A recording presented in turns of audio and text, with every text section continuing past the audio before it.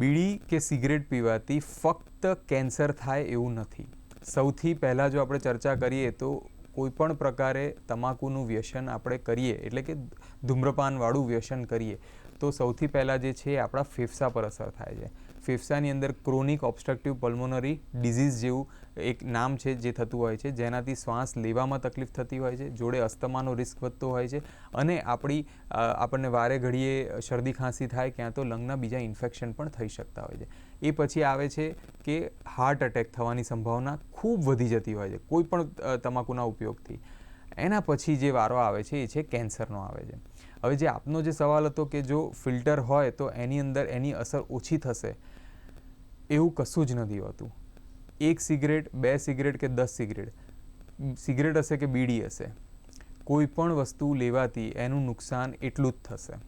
એટલા માટે આપણે એવું ના માનીએ કે આપણે સિગરેટ પીએ છીએ તો આપણને લંગ કેન્સર નહીં થાય.